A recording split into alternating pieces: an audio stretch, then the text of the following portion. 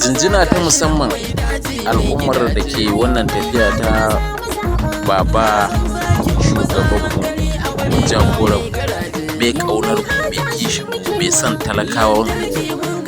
Allah ya taya masa, Allah ya sa ya gama da duniya lafiya, Allah ya tabbatar masa da alkhairin wannan kujera da muke nema ta gwamnan jihar Yobe.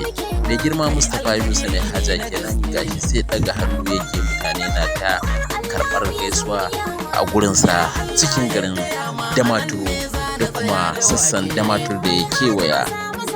Ya tashi tun daga mahaifarsa ta guru jihar Yobe ya shiga Damaturu 17 local governments. Mutane da dama suna ta zagayawa, suna jinjina, suna ɗaga hannu.